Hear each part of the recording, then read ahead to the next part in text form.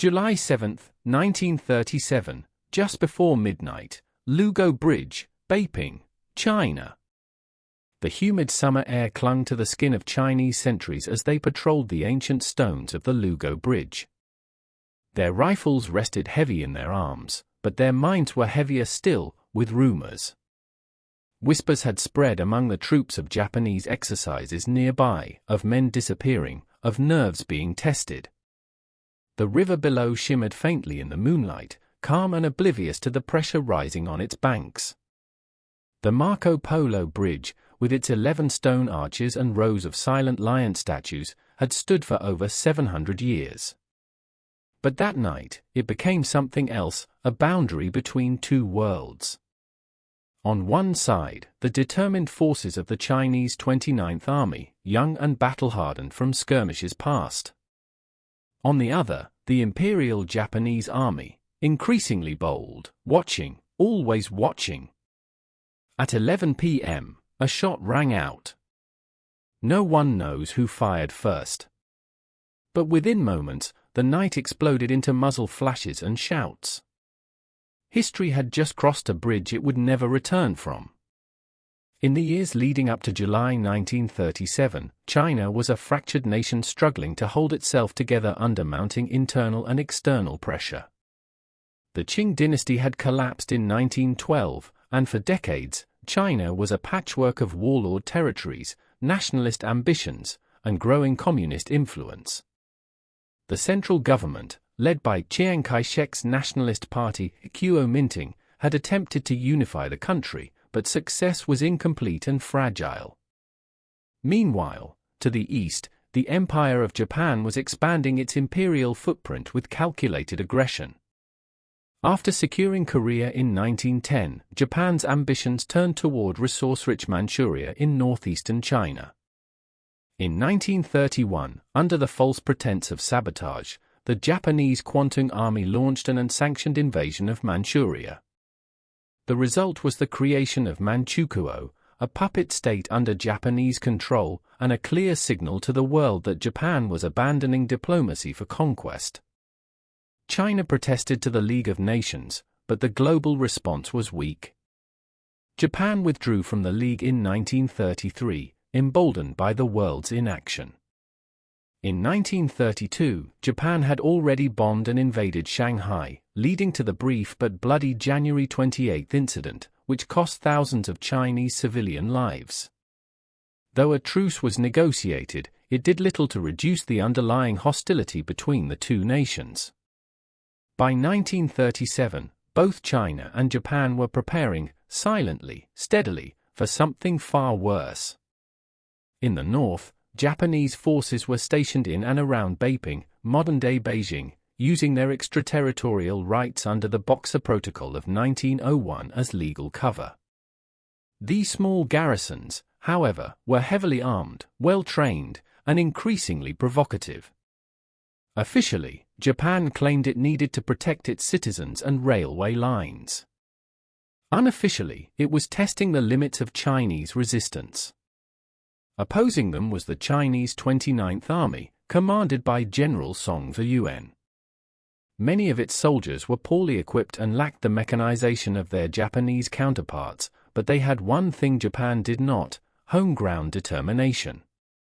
These men were defending the symbolic and strategic region around Beiping, a city saturated with Chinese heritage and national pride.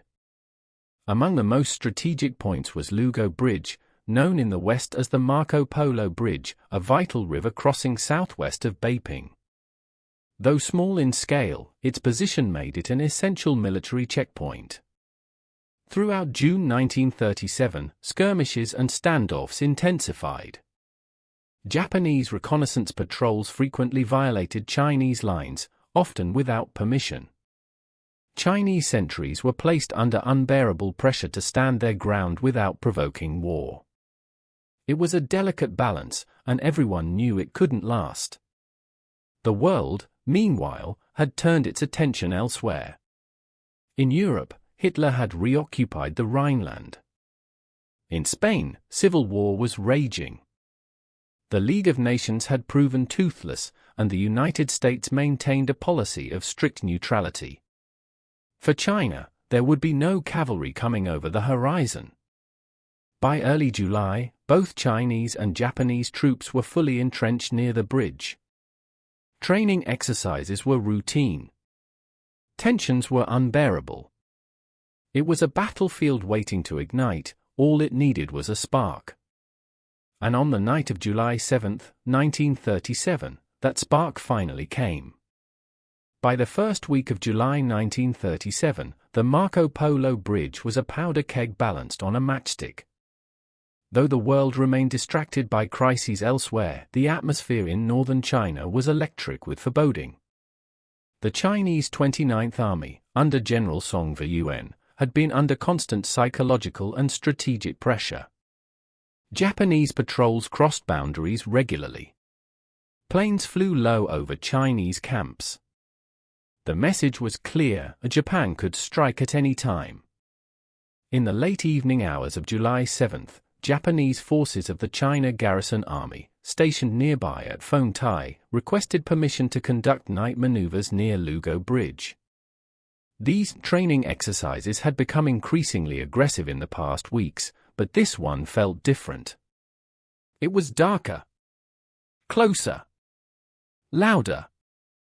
The Chinese, already on edge, reluctantly permitted the maneuvers under the terms of previous armistice agreements. The Japanese began their drills, blank fire, troop movement, simulated attacks.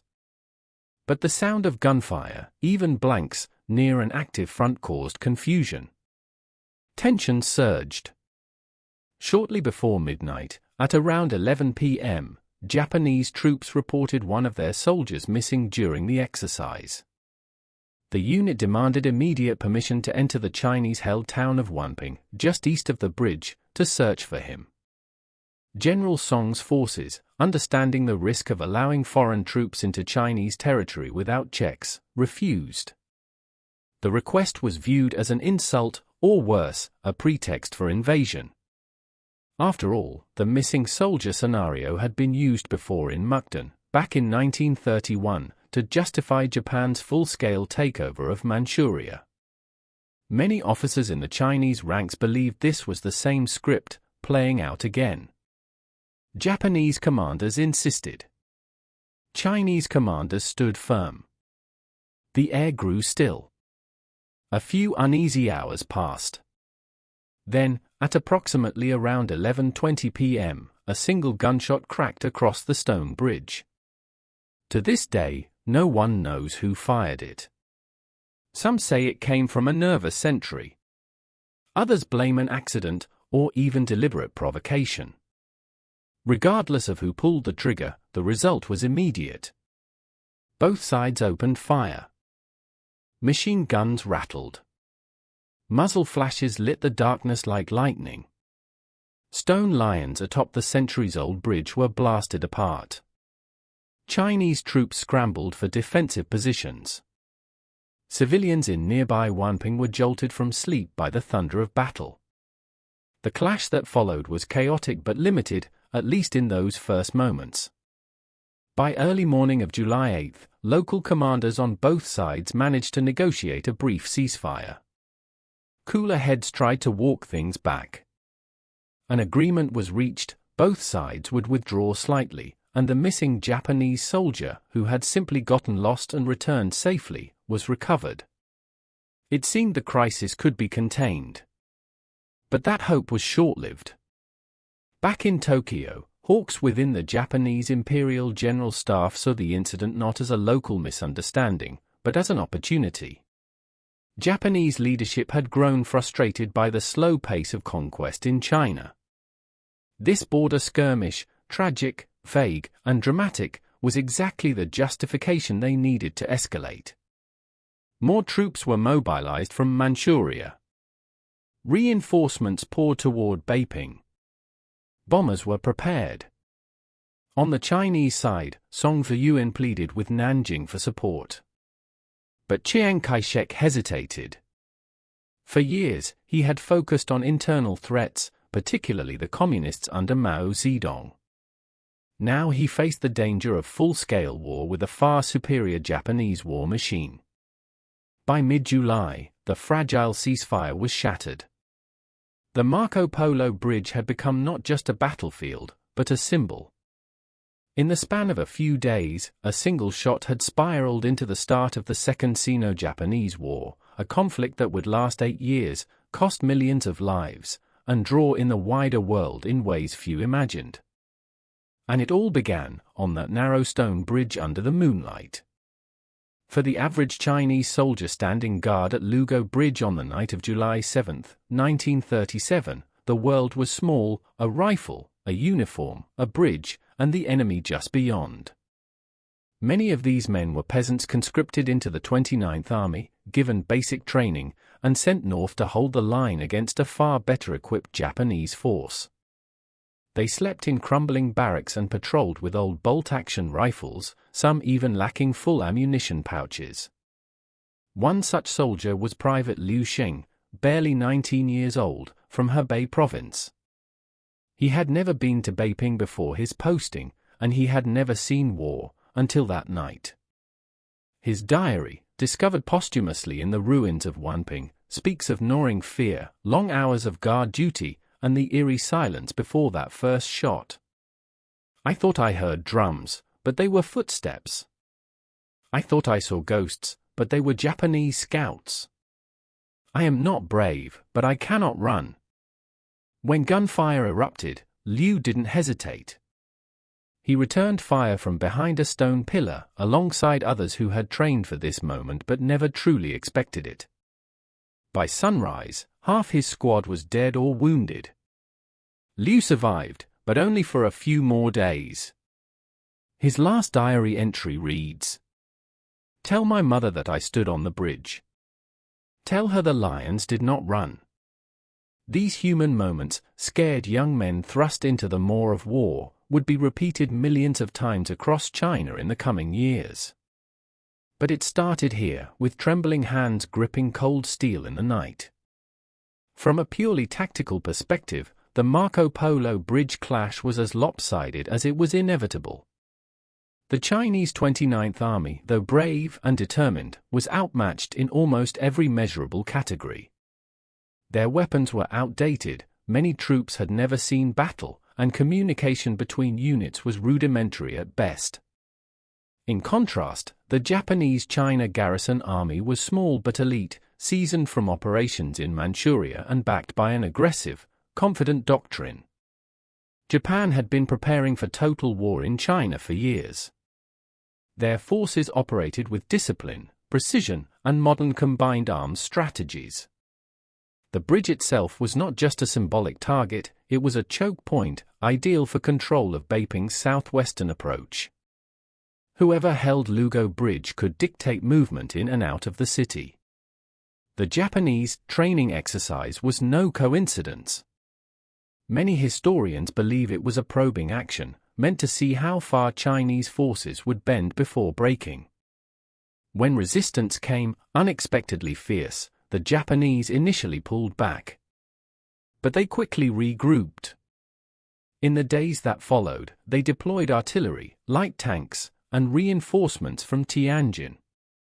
Chinese troops held ground, even counterattacked in some sectors, but without air support or armor, it was a matter of time before the bridge fell under Japanese control. What started as a night patrol spiraled into a textbook demonstration of how strategic geography, asymmetric force strength, and miscalculated resistance can turn a flashpoint into a front line. In the days before and after the bridge incident, few men bore more weight than General Song Ziyuan.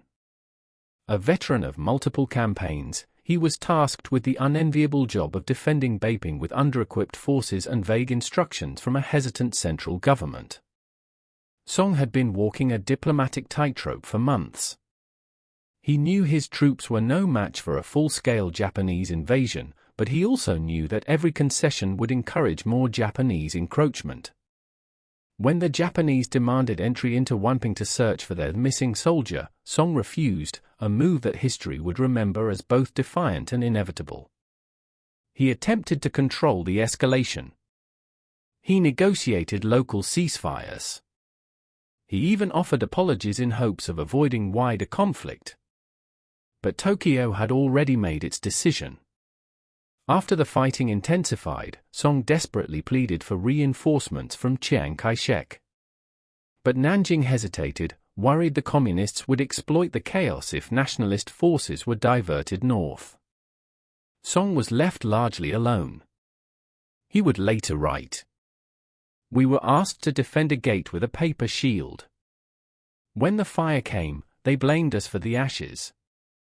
Though Song Viluen's actions could not prevent the war, they remain a case study in leadership under impossible circumstances, and a tragic reminder that sometimes, restraint is not enough. The clash at Lugou Bridge revealed not just political fractures but a devastating technological disparity between China and Japan. The Chinese 29th Army, though courageous, was ill-equipped for a modern fight. Many of their rifles were German-made Mausers dating back to World War I, and some units still relied on swords or bayonets as standard issue. Artillery support was minimal, communications relied on runners or field telephones, and the majority of Chinese troops had no access to tanks or air cover.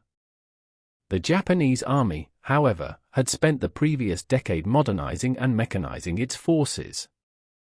They entered the Marco Polo Bridge Theater with Type 38 rifles, light machine guns, grenades, and armored cars.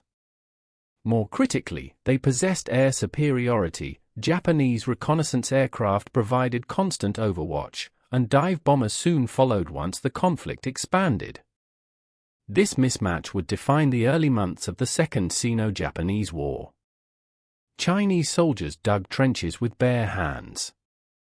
Japanese troops rolled in with tanks. Chinese units fought in cloth shoes. Japanese soldiers marched with steel helmets and coordinated radio signals. Yet despite this imbalance, it was the Chinese defenders who initially held their ground at Lugou Bridge, a testament to human resolve in the face of technological inferiority. But it was also a grim preview of what lay ahead: villages bombed from the sky, cities set aflame, and entire divisions wiped out by firepower they could not match. From the perspective of the Japanese military leadership, the Marco Polo Bridge Incident was a carefully controlled pretext for broader war. In fact, some scholars argue that the entire episode, the lost soldier, the patrol near Wenping, the refusal to stand down, followed a script eerily similar to the Mukden incident in 1931, which Japan had used to justify its invasion of Manchuria. Tokyo's high command, dominated by militarists like General Hideki Tojo, had long argued that peace with China was no longer useful. They viewed China as weak, divided, and ripe for conquest, and the chaos of July 7, 1937, was a perfect opening. After the initial gunfire, Japanese leadership publicly claimed that Chinese forces had attacked without cause, that their troops had been fired upon while conducting routine maneuvers. Newspapers in Japan ran headlines about Chinese aggression, fanning the flames of nationalism. Privately, however, the Imperial General Staff had already approved the deployment of reinforcements from Kwantung Army bases in Manchukuo. These units were not coming to negotiate, they were coming to crush. This tactic, of creating or provoking a confrontation, then retaliating with overwhelming force, was not spontaneous. It was policy, masked as reaction. The bridge was simply the next chess square on a long imperial board. In the final hours before blood was spilled at Lugou Bridge, both Chinese and Japanese officers stood on the brink of choices that could have changed history. There were opportunities for restraint, for diplomacy, for wisdom over warfare, but none were taken. The decisions made in those early hours cost millions of lives in the years to follow. It raises timeless moral questions. Could this war have been avoided? Was the bridge incident an accident, a conspiracy, or an inevitability of imperial ambition? For Chinese troops, the moral clarity was firm: they were defending their homeland. For Japanese soldiers, many believed they were spreading order and liberation, a justification shaped by propaganda and blind obedience. The truth was more brutal: they were advancing an empire built on conquest and subjugation. What haunts this event is the simplicity of its trigger: a missing soldier, a misunderstanding, a refusal, a single shot. In war, it is often not the largest battles that change history, but the smallest decisions made under the weight of pride, fear, and ambition. At Lugou Bridge, humanity faced one final chance to choose peace. And it failed. By dawn on July 8, 1937, the initial gunfire at Lugou Bridge had ceased, but the fight for Beiping had only begun. What had started as a brief exchange of fire quickly transformed into a wider confrontation. Though Chinese and Japanese commanders agreed to a temporary ceasefire, distrust hung heavy in the air. Reinforcements were moving, quietly, quickly. Within hours, both sides had bolstered their positions around Beiping and the surrounding countryside. General Song Yun, still hopeful for de-escalation, made overtures to the Japanese commander, General Mosokozu Kawabe. For a brief moment, diplomacy flickered. But by July 9, Japanese reinforcements from Fengtai and Tianjin arrived in force. The garrison at Beiping swelled. Bombers circled overhead. On July 10, Japanese forces launched a probing attack on Chinese defensive lines south of the bridge. The Chinese responded with surprising tenacity, pushing back the assault. In retaliation, the Japanese intensified their operations, shelling Chinese positions and pressing forward toward Beiping's outskirts. The 29th Army, stretched thin and fighting in defensive trenches dug overnight, refused to yield. But Japan was not aiming to punish, it was aiming to conquer. By mid-July, Japanese artillery pounded Beiping and nearby villages. Civilians fled in every direction as columns of Japanese infantry advanced methodically. Skirmishes turned to battles. Trenches filled with blood. The ancient walls of Beiping echoed with gunfire for the first time in centuries. On July 20, the Japanese demanded full withdrawal of all Chinese forces from Beiping and the surrounding area. General Song refused. It was a line he would not cross, and the line Japan had been waiting for. The war, once avoidable, had now fully begun. By the final days of July 1937, the storm had broken over Beiping. After 2 weeks of rising tensions and increasingly fierce clashes, the Japanese High Command made its intentions unmistakably clear. Reinforcements continued to pour into the region, not just infantry, but artillery, air units, and even tanks. The Imperial Japanese Army launched a broad offensive, encircling key Chinese positions and cutting off lines of retreat and supply.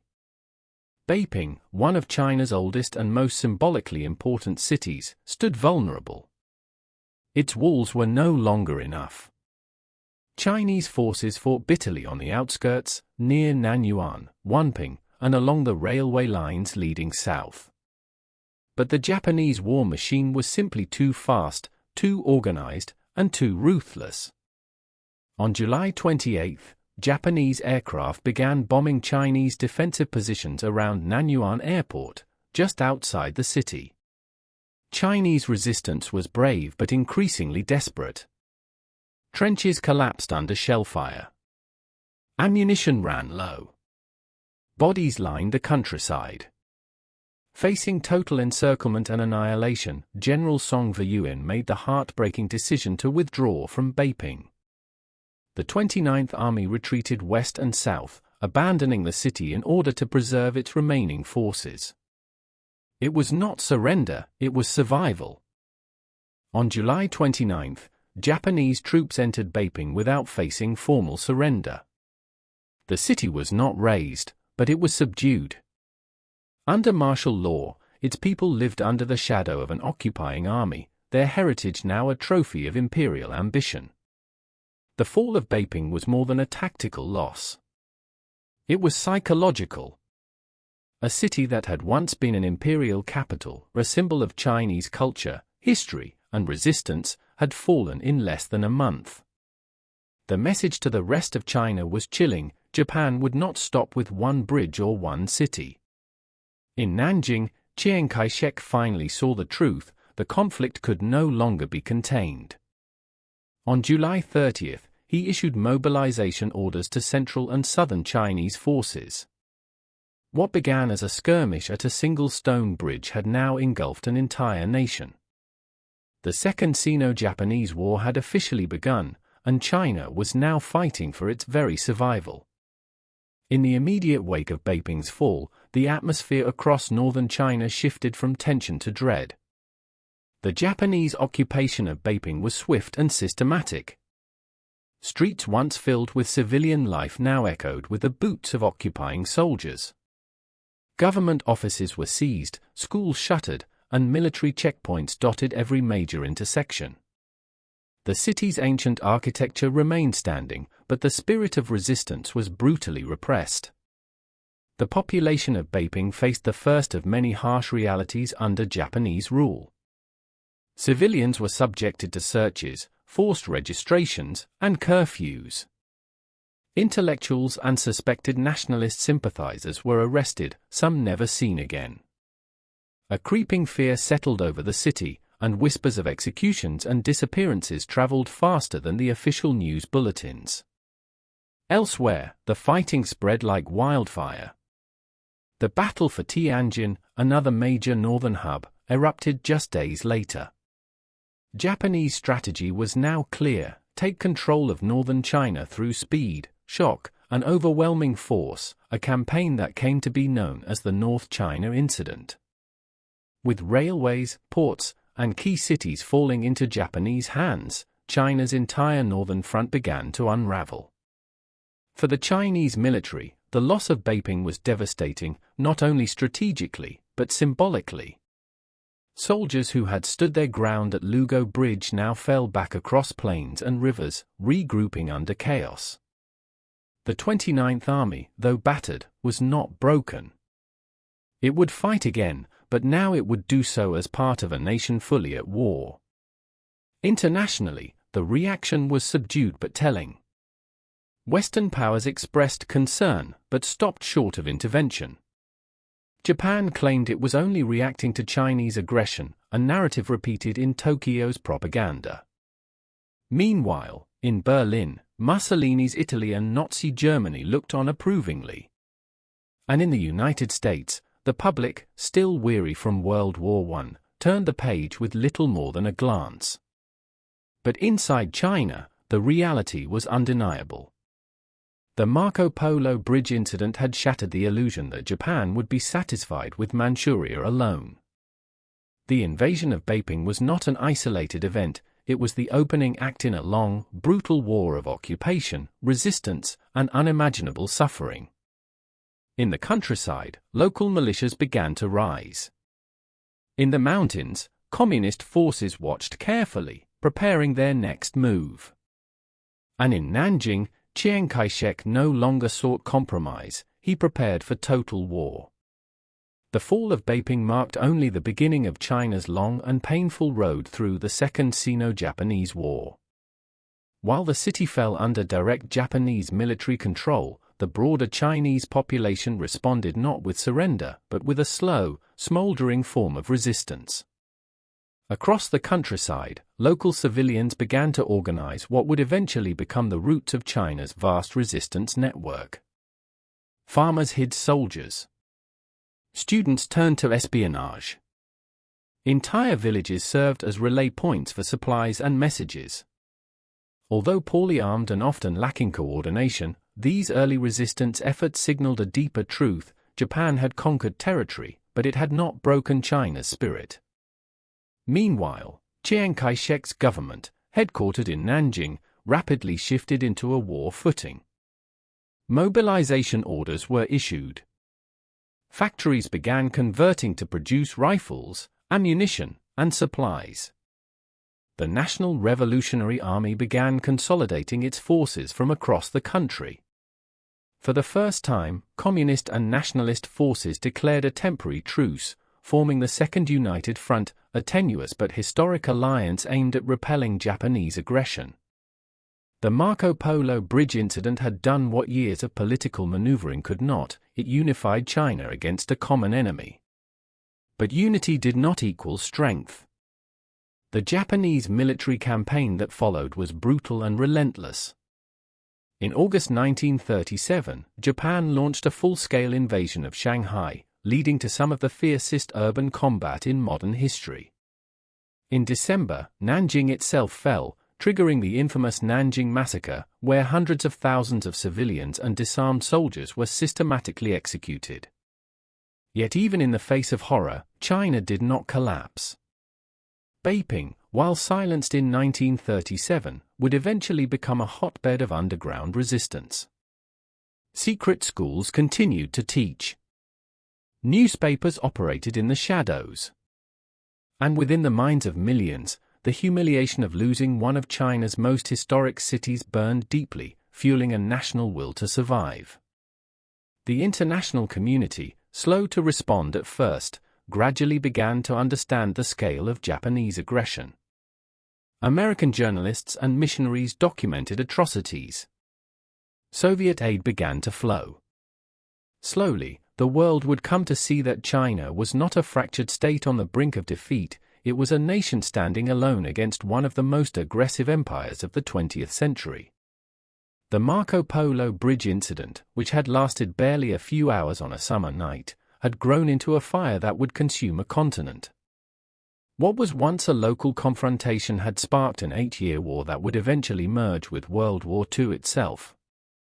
And through it all, the people of China, soldiers, farmers, students, workers, continued to resist. The Lugou Bridge still stands today, weathered, ancient, quiet.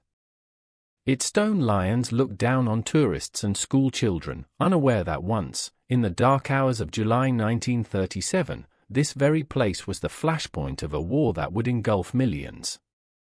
What makes the Marco Polo Bridge Incident so haunting is not just the bloodshed that followed, but the sheer fragility of that moment. One missing soldier. One refusal. One shot fired, and then a nation was set ablaze. In that sliver of time, the entire fate of modern China shifted. And in many ways, so did the course of the 20th century.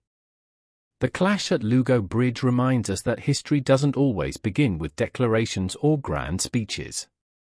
Sometimes, it begins in silence, with men standing on stone, tired and unsure, doing their duty as the world changes around them. It also reminds us of resilience. The Chinese troops who stood their ground that night did not do so with superiority of arms or numbers. They stood because they believed the bridge was not just a piece of stone, it was a line in the sand. And when they were asked to step aside, they chose to stand firm. What followed was tragedy, yes, but also endurance. Resistance. Unity. A story of pain and perseverance that stretched across villages, mountains, and years. The war would rage on. But from the first moment, on that narrow bridge under moonlight, a message was written in gunfire. China would not go quietly. And the world would never be the same again.